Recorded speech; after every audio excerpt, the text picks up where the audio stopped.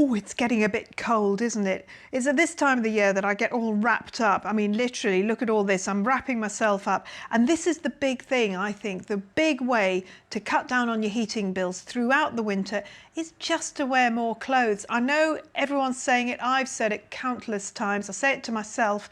I'm bored of hearing it. But it is true that if you can wear lots of layers, lovely warm things, including, look, I've got sheepskin boots, you know, I mean, even that sort of thing to wear indoors. That means that not only do you have to use the heating much less, but it's also healthier because you get, you know, better air going through.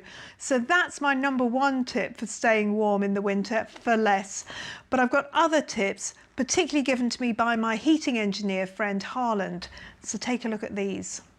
A big thing that Harland told me about was the flow temperature or flow rate, the actual temperature of the water, the hot water that goes into your radiators.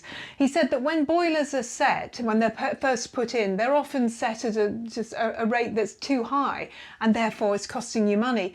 So if you put it at 55 degrees, that's good enough and it will save you money. He said if I did it, I would save 12 to 18% on my bills. So, you know, worth doing. And same with the hot water. Now we're all different, but if you find that you're putting hot water into your bath or your sink and then you're adding cold water, well, obviously your hot water's too hot. I'd never even thought about that. I always thought about just having very hot water, but it does make sense that you might as well bring the temperature down to a temperature that you can cope with without putting cold water in. So if you bring that down, maybe just put your temperature down by, I don't know, 3 or 4 degrees, see what it's like. And if it's too cold, you can put it up by a degree and maybe another degree, you know, just find out. But again, the lower it is, the less you're going to pay on your bills. It's worth it. Now, this is a lovely, easy, cheap one. Just get some tin foil out of the kitchen, lovely roll of air, get a nice long piece and put it behind the radiator. It's just for the radiators on the outside walls. You don't need to worry about the ones on the inside walls because that's your heat. It's going into another room that's your room. But you don't want the heat to go out through the wall into the garden outside. You want to keep it in. So you just have a piece of tin foil behind the radiator and it traps the heat, stops it going outside, pushes it back into your room.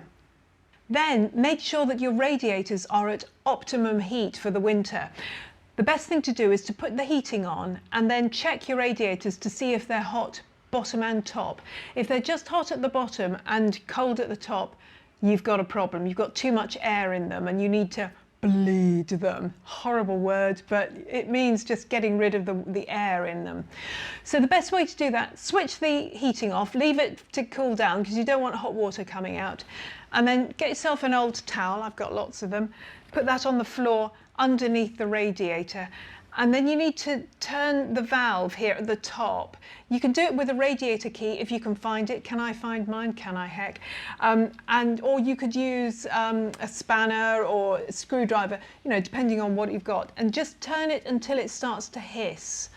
That's the air coming out. So once it's hissing, leave it there until it stops hissing and water starts to dribble out, and leave it to dribble for a bit onto the towel.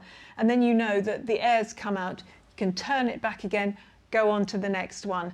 And once you've done all of your radiators, you are set for the winter.